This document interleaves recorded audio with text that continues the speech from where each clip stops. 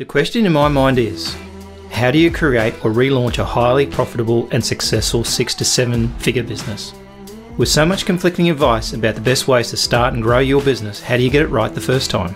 I want to help entrepreneurs make a real difference and navigate the messy world of startup or relaunch. My name is John North, and this is the Startup Secrets for Entrepreneur Show. Join me today when we dig deep with our guests and get you the best blueprint so you can fast track your own business. This episode is sponsored by Evolvepreneur.app, your all-in-one online business system. Make sure you subscribe for future episodes at startupsecrets.show right now. So let's get into today's episode.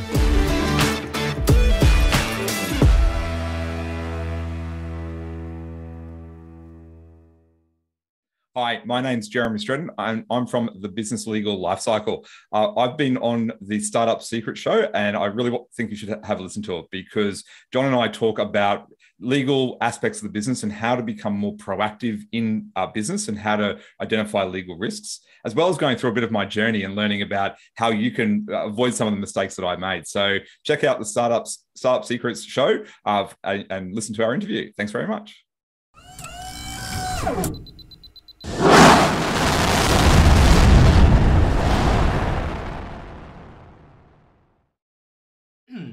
Welcome to the Startup Secrets Show. My very special guest today is Jeremy Streten, who's from Business Lifestyle, Legal Lifestyle. Lifecycle, get that right.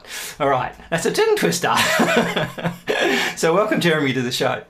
Thanks, John, for having me. And don't worry, a lot of people do call it lifestyle, and so much so that I'm considering getting the domain for that as well. Yeah, well, exactly right. So there you go. So it's out of the mouths of babes, right? That's right. So let's just dig into your bio a little bit. You're the founder and chief executive officer of Legal Lifecycle, got it right that time. Author of Amazon #1 best-selling book, Business Legal Lifecycle. Interesting enough, right?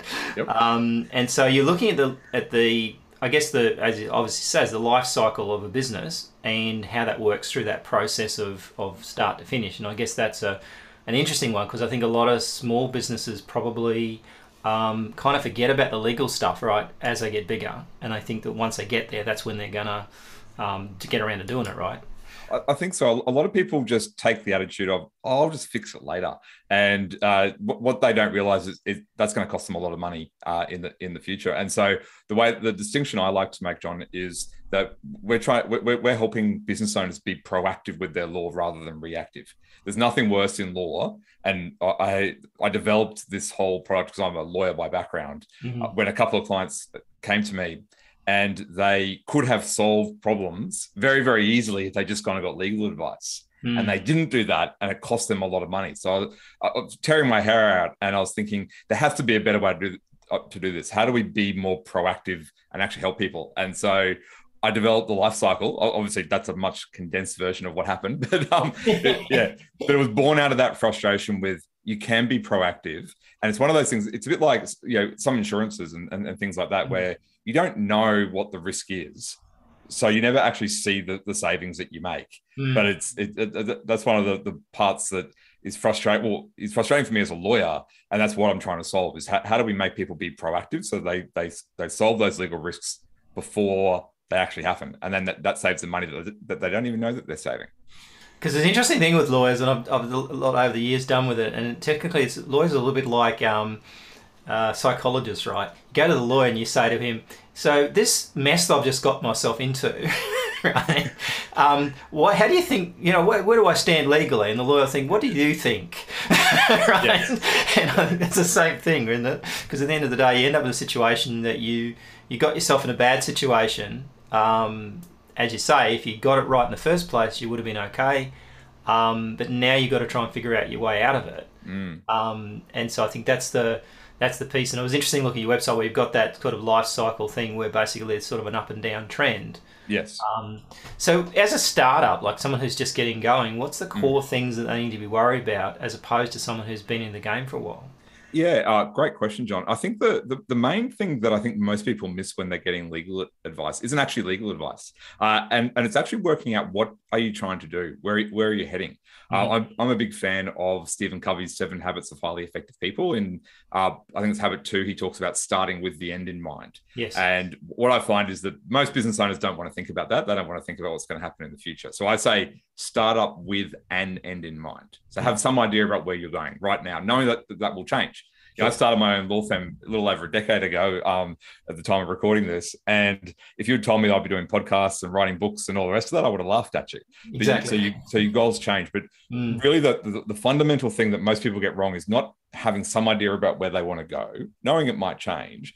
Because, John, that then leads into all of the other things that they need to do. What's the right structure for them to start up their business in? It's really dependent upon, are they building something to sell in a couple of years, or are they building something, as a long-term business that they want to run for the next 10, 20, 30, 100 years? There's different advice that has to come into that. The same with client contracts and employment contracts. Everything comes back to what are you trying to achieve? And it's something that so many business owners miss.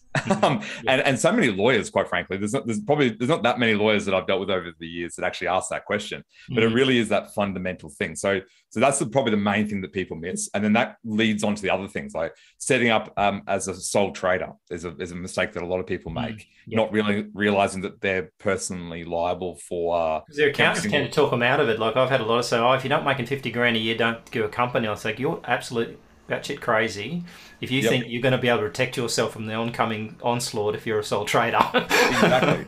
And the accountants aren't wrong from an accounting point of view. There's not much point of doing it for that perspective. From a legal perspective, you need to know these. You need to know what the legal risk is, and so the accountant has very well-intentioned advice. And I deal with a lot of accountants; they just don't realise what the risk is. It's got to cost you money, because it's going to cost you money to register that company, maintain that company, do all the legal fees, or all the stuff around it. So they're trying to save the client money. Understandable. It's completely understandable. It just misses that legal risk point of view. So there's some of the classic ones that I see all the time with people getting wrong, and then they come to us 3-4 years down the track, and it ends up costing them so much more to try and fix that problem that we could have solved a lot earlier. So I guess I've been in business 30 years, so I think I've been through almost every scenario. But I think that the things that I've always sort of thought about was make sure that you've got legal contracts around employment, legal contracts around customer engagement, potential legal contracts around suppliers. If you get those 3 things right, you've covered probably 80% of what's going to happen to you, haven't you, really? Yeah, that's right. I mean, the reason a lot of people don't do that is because they're like, it'll be right. I'll just sort it out later. Or they hear that awful phrase, it's not worth the paper it's written on, which is just not true if it's done correctly. And so, having those agreements done properly and actually drafted properly, and actually investing the right, with the right lawyer to do the right form of agreement. I was just talking to a client yesterday who went with a different lawyer because they were charging less than what my law firm was charging. I don't do the legal work, but the team does. And he was not happy. He might have saved a couple of grand, but he was not happy with the end product because he had gone on the cheap option. So you got to do it right, and investing the money up front does help you get that right. Because you don't know how that relationship might change, especially employees. All roses and sunshine at the beginning, and then things change. People's attitude changes, people's goals change, people's life expectations change. So you want to have that agreement that sets out what everyone understands to be the fundamental avenues and expectations. And I like, John, to think about them often as disagreements. So they're the things that will deal with any disagreements between the parties and what's actually going to... Which don't escalate into something nasty. Yeah, which only ends up making lawyers rich if you don't have them. Well, they reckon you don't make money if you go to court, right? You got a pretty solid reason to go there, and I think that's to avoid that whole scenario. And I think a lot of people get chased off when there's illegal that someone's got a better document than the other person. So I think it all comes down to paper, in my opinion. Like if you come back and say, well, here's the legal agreement you signed, here's the clause that you're talking about that you've got a problem with, most people back away at that point because they know that you got more paper than they have. And then they're just not going to do it, right? They just back off. That's right. And then the cost of fighting comes into that as well. And it's just not, you've got to take a commercial risk. So setting yourself up early and doing it correctly is what we're trying to help people to see and become more proactive and basically solve those problems before they arise. Yeah, makes sense. So let's switch gears slightly, because I had checked out your website obviously before we did the interview, and I thought, okay, this guy has been around the ring. He's something's happening. He knows, some guy or himself knows about how the world works in terms of online marketing.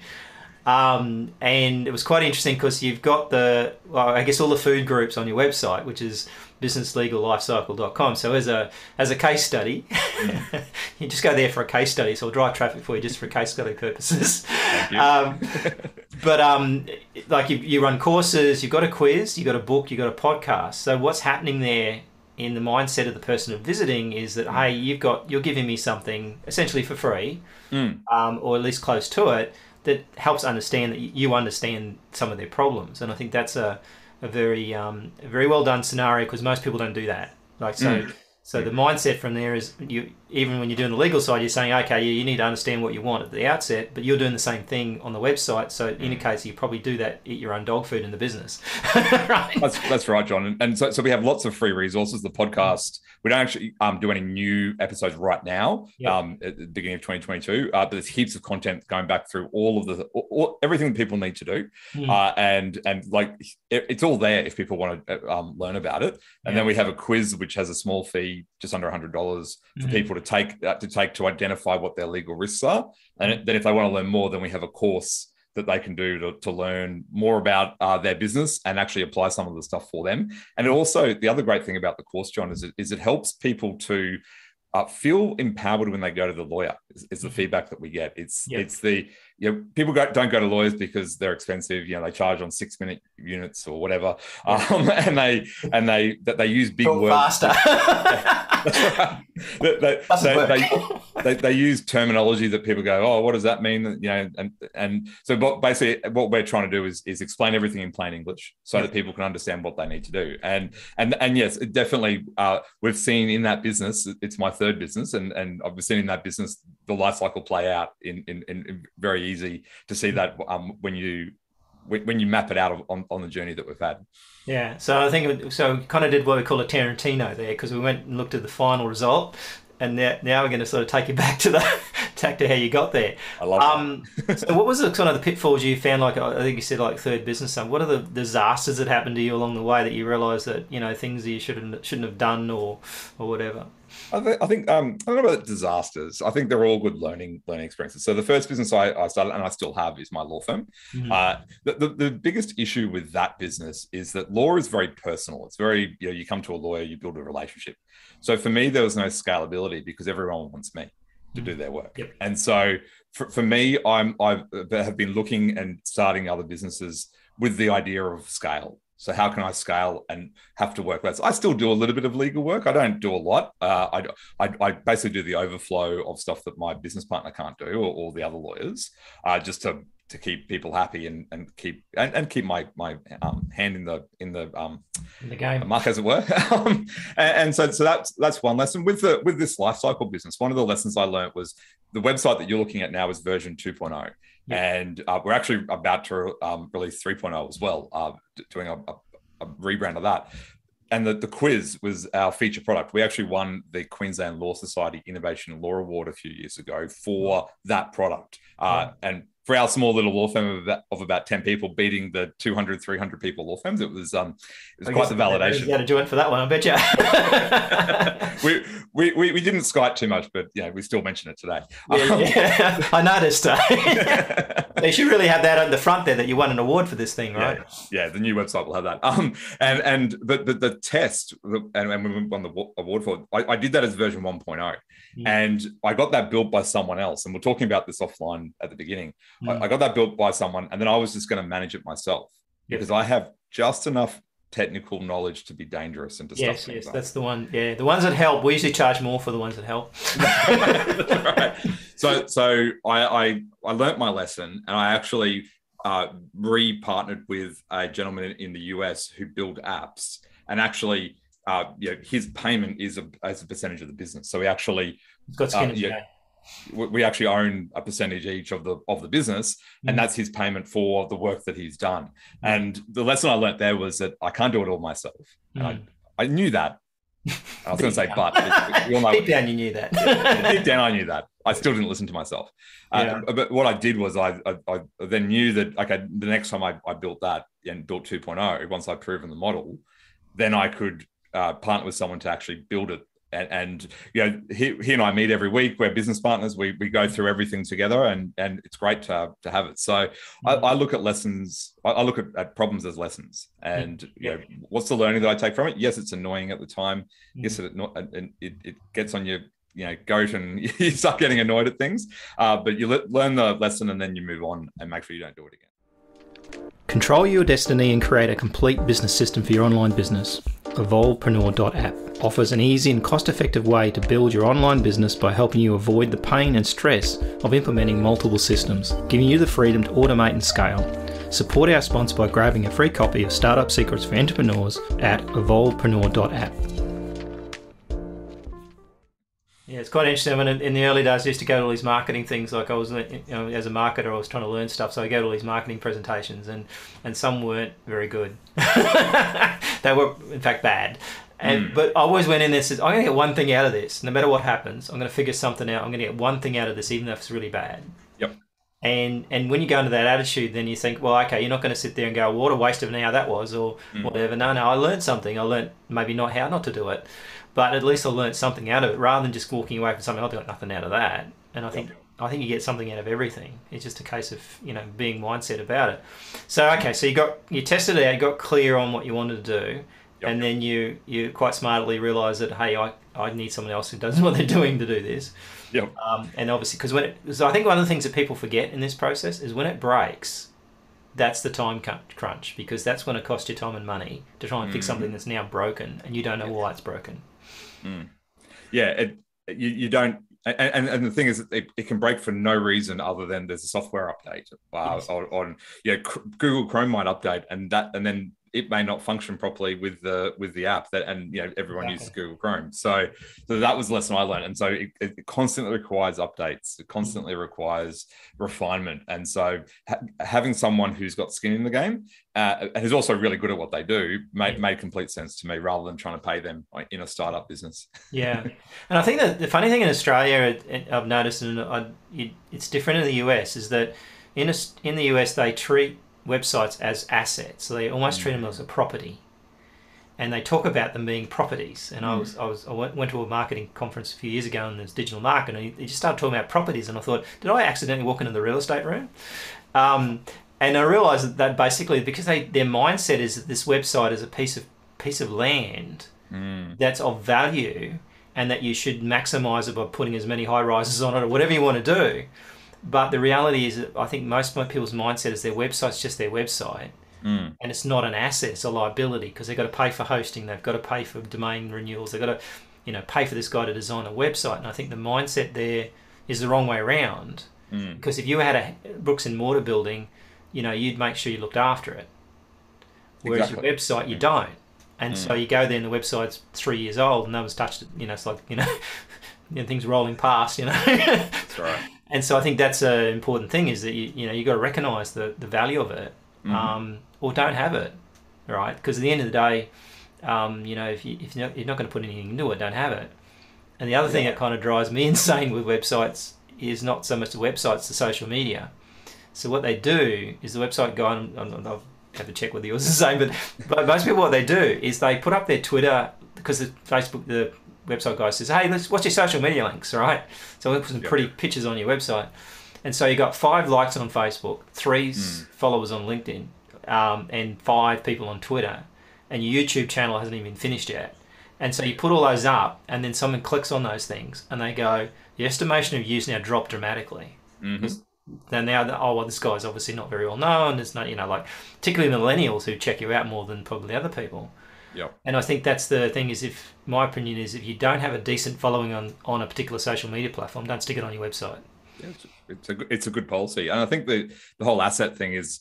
I think from the way that I see the relationship with the US is, when websites started, they were like placeholders originally. Like it was like brochures at best. A brochure, yeah. And I feel that that's where it started in the US, and we're always a few years behind the US. And I think in that regard, I think you're right that in Australia we seem to be a long way behind them on that. Like we never actually evolved to that thinking of it as an asset. And it's something that you really need to look at, maintaining and keeping going. Because I mean, a lot of people buy domain names, and I think I should probably start a domain name anonymous organisation, because I think people buy these domain names, never implement them. Well, that's a great domain name, I'll own that. Hang on to it for a couple of years and then let it go when it's actually worth something. And never actually use it. And so I think it's like you should say, look, I knew one guy who owned 1,000 domains on blinds. Really? Right, and I think that's a big domain bill. He's trying to corner the market on blinds. I think maybe just get better at SEO. But at the end of the day, like it can be dangerous, and I think that's the other thing too, is being real clear about what you want them to do and where you want them to go. So in your scenario on your website, coming back to that, is there's only really 2 action buttons on there: take a quiz or subscribe. So at least you're just giving them 2 options to do something, as opposed to giving them 30 different ways to do things. And I think that's the key to it too. I think I see that a lot too, where people, and I think as you evolve over time with your website, people realise that, and as you look back at their previous versions, there's a little tip I don't know if a lot of people know about, this thing called Wayback Machine. I've heard about this. Yeah, and so typically most of the websites are indexed, so you can go back way back and go back in time and look at your website, say it looked like 10 years ago. And it's kind of a bit daunting sometimes when you look at it and think, whoa, like I look at my websites that I did like 30 years ago, and man, they were basic, but that back then you couldn't do much. It wasn't really, but you look now and think, wow, I couldn't get away with that now. Some people still try. But I think that's the thing. So in terms of the traffic to your website, what's the methodology behind there? Have you got a plan to kind of send that traffic? Because obviously it's great to have a pretty website and great to have a great strategy, but if no one drops by, then you're basically just wasting your time and money, right? Absolutely. And that version of the website you're looking at was built really as a placeholder, because we spent the last 2 years really focusing on trying to get lawyers to subscribe to our product, to do that for their clients. That has been a very tough market to penetrate, mainly because that they would sign up to talk, but then they get busy doing the work, because lawyers are great technicians, they're not great business owners. So that website very much focused on that. The new one that we're going to release shortly, it may even be out by the time this show comes out, is really SEO focused, and we're using the Marcus Sheridan "They Ask You Answer" methodology. I don't know whether you've read that book, but he talks about basically just answering all the questions that people have. Yes. And so very heavily focused on SEO, our web page. And our goal is to we already provide a lot of information, but we're ramping that up to, hopefully a couple of thousand web pages of answering questions that people have, to then have them come to the website, provide them with lots of value, and then show them what we do and bring it on from there. And it's really that, what I learned, and I hadn't put it in the asset terms that you talked about before, but that's what Marcus Sheridan talks about in the book. He's talking about building an asset. He started a business, or had a business, a pool business, river pools and spas, and he basically built that business on the back of SEO by answering everyone's questions and writing. Every time someone asked him a question, he wrote an article on that. And so we know that people find this useful. Like I do podcasts, I've done lots of talks, and people buy it and see the value and get lots of value out of what we're doing.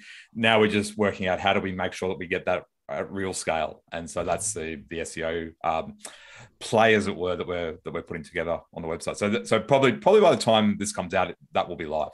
Okay, so it's more of an organic play. So it's interesting that that concept. I think it reminds me of something I saw probably about 3 or 4 years ago, maybe 5 years ago, was the concept of working out what the 10 most commonly asked questions are in your business, and then drilling into those questions and answering them.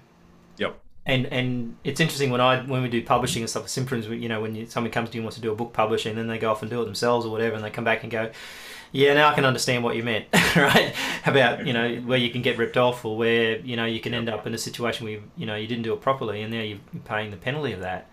And so I think the end of the day is working out what those top 10 questions are. It's almost what happens when you talk to someone. Yes. And you can almost know what they're going to ask you next, because those are the questions that everybody asks. Okay, some people ask some curly ones, Yep. but 90% of the time they ask the same things every time. So I think answering those questions up front means that you know what you're talking about, and that's a know, like, and trust scenario then, because I think, oh, well, yep, he knows what he's talking about, he knows, feels my pain, maybe he can help me. So I think that psychology behind that is, and also I think what people forget, particularly with like author sites we talk about, is that when someone lands on a legal site or say an author site, there's probably 7 or 8 different types of people going to that site. And so what a lot of people think about is the one person that's going to the site. Yep. But say from an author's perspective, because I don't really know from a legal perspective, but from a law's perspective, there's probably like a person wants to buy a book, someone wants to interview you for a podcast show, someone wants to start a book club. There's all sorts of different types of people landing. Yet people don't think about that. And so they give them 10 million different options, or they just don't think about their traffic and what people are doing and why they're there. Yeah. Yep. The other, I think you're absolutely right. And the other things I'm doing a lot of is podcasts. I love podcasts. I listen to a lot of them, and you get to talk to people, and you get to talk directly to the business owner as well. So that's the other method that we're using to get our message out there. Yeah, and I think it's smart, because I think at the end of the day, one of the interesting things about podcasts is the vast majority of podcast listeners are on Apple iPhones. Because Android doesn't really push it much, and people tend to buy an Android phone for a phone. And so you don't get a lot of Android necessarily apps, and Google's never really pushed podcasting, but Apple does. And the Apple user that you're talking to has a higher income technically, because they can usually afford an Apple phone, right? Yep. So, and they're also prepared to spend 20-30 minutes listening to a conversation. So that's incredibly valuable, and I think there's very little else around. There's a product called Clubhouse that originally came out. That I think everybody addicted to. I tend to avoid it now, because what happens is I know if I start listening, I won't be able to get away from it. It's almost like an addiction. And so don't start it in the first place. So know thyself, I guess. Very good. But so I think that's understanding, and help and giving first. I think giving the information first. People think, oh, well, if I tell them, they'll do it themselves. Well, good luck to them if they do, but reality is most people are smart enough to know that they don't know enough to be able to do it. I think so. I agree. Yeah, cool.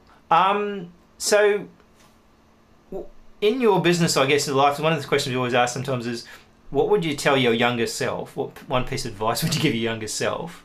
Either getting into lawyers or getting into websites and stuff. What would you have told someone that would have saved you a lot of money, you reckon? I think be kind to yourself. Be kind to yourself. I think most entrepreneurs, most business owners, they're pretty ambitious people. And I know I am. And I know that I beat myself up when things don't work out the way that I want them to. Yes. And one of the lessons I've learned, I would say recently actually, is just be kind to yourself. And through our business coaching outfit that I work with, we did an emotional intelligence survey. And I rated myself way worse than everyone around me did. And so it was like one of the lessons I took from that was just be kind.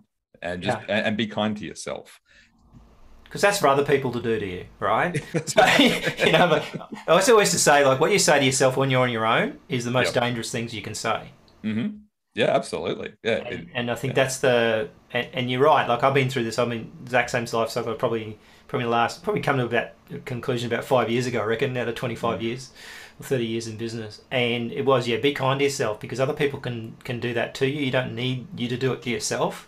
That's right. And it does you no good, either physically, mentally, or even medically.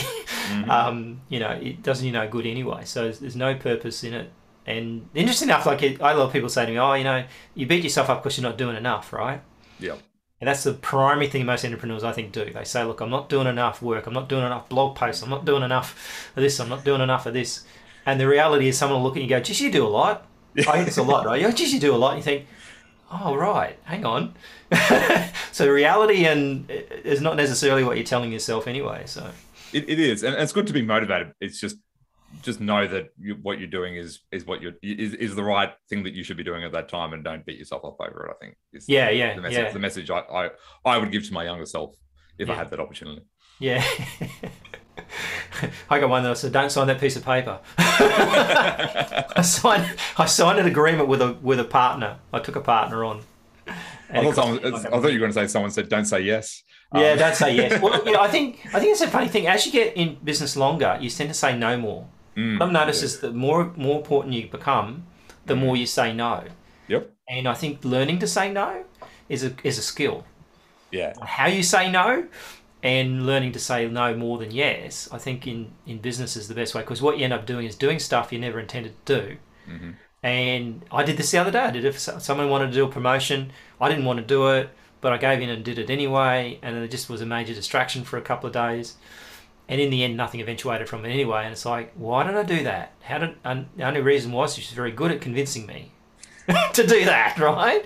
So I got sucked in, right? Because at the end of the day, it's like, she kind of like, oh, can you help me kind of thing. And so, yeah, okay. And away you go. So I think learning to say no is probably the most important thing in business now, because you can waste a lot of time on stuff you should have never worked on in the first place. Absolutely. Yeah, I couldn't agree more. Be really deliberate with your time. Yeah, and I think then you get more done. You'll get, and I think one of the interesting things is that, coming back probably to the start here, we talked about get real clear about what you want in the future. Like for me, as you say, things change. So I moved from being an entrepreneur to being a parent, and then my son's now in the business. Yep. Now I start thinking about a legacy business, as opposed to probably, 20 years ago, I might have been thinking about how could I sell this thing. Right? Now I don't want to sell this thing. And I probably, ultimately realised that was going to be the case, because it's very difficult to sell businesses, particularly online businesses now anyway. But at the end of the day, it's like, how do I do it? So if you're creating a legacy business, that changes your mindset dramatically, because what you're thinking about is different things, putting different things in place. And if you haven't thought about it in that life cycle, I guess, and what you're talking about, then you will miss things out. That's exactly right. And that's why, most people think I'm going to say, something about IP or contracts or anything, but really that knowing where you want to head is by far and away the most important thing, and the thing that people miss the most. Even with marketing, when we deal with clients and doing websites and stuff, we say, what do you want to achieve? And they actually don't know. Because they say, aren't you supposed to tell me that? I said, well, that's a bit hard, because if I can tell you what to do, but it doesn't mean you're going to do it. Cool. All right. So we're running out of time. I'm going to ask, how do people get in touch with you? And I think you've got a special offer for our listeners as well. So get you to do the shameless promotion time. Well, first of all, people want to follow me. I'm most active on LinkedIn personally. So if they search for my name, I'm the only one on there that has the spelling of my last name that way. So they'll find me there. Yeah, I'm quite lucky there. And we've created a webpage as a thank you for being on the show, businesslegallifecycle.com/startup secrets, just as one word. Yep. And on that page has access to some of our resources. It also has, as a thank you for having us on, or having me on, a 50% discount on our risk assessment that people can do. So it's normally $97, so 50% off that. Nice. So that the listeners can get in there and find out what their legal risks are. If they have a lawyer, that we can send that to them. There's a referral business part in there too, where if they don't, they can ask and we can refer them to an appropriate law firm in their area if they want that. So so that's there as a thank you for having me on. I've really enjoyed the chat. Yeah, and I think that's probably $50 well spent, right? At the end of the day, if you learn something that you didn't realise, then you could be saving thousands of dollars down the track. Yeah, I think to get that advice, we see lawyers charge upwards of $1,000 to give the advice that you get in. It takes about 10 to 15 minutes to answer 30 questions, and it spits out the report that tells you really what are your legal risks, what you need to do to fix those legal risks, all explained in plain English, and what you need to do for the future with checklists and all the rest for people. Oh, nice. I might have a stab at it later. Sounds good. Thanks so much, Jeremy, for coming on the show, and I really appreciate it. And maybe when you do your new website and stuff, we'll come back on the show and we'll talk about what's happened next. Sounds good. Thanks so much, John. Cool. Thank you. All right. So what I'm going to do here, I'm just going to mark that so we know where we're at. I think that went pretty well. I've done it before. All right. So what I'm going to get you to do, I'm going to get you to do the little promo thing. Yep. What I've got to make sure though is that you're on the screen when you do it, that I'm not the bobbing head that you're talking. So what I'm going to do is I'm going to mute myself, and then you start talking and give you a thumbs up. It's okay to go. Yep. So really, Yeah. So basically say, hi Jeremy, it's Jeremy from Business Life Legal Lifecycle. I was on the Startup Secrets Show. We talked about this and that. You should have a listen to it, something like that. So fairly short. If you screw it up, just stop and start and do it again. Some people stuff it up and want to do a rerun, whatever. But so basically, if you're happy with that, what I'll do is I'll put the mute on and I'll give you a heads up when you start talking, so you're on the screen, and then go for it. Okay, sounds good. So I'll start talking. Okay, good. That's a wrap on another awesome episode for the Startup Secret Show for entrepreneurs. Just before you go, if you like this episode, we'd be very grateful for a 5-star review. Please also consider recommending the show to a friend or two. Make sure you subscribe for future episodes at startupsecrets.show right now. Until next time, if you're an entrepreneur, make a start on your next great business idea today.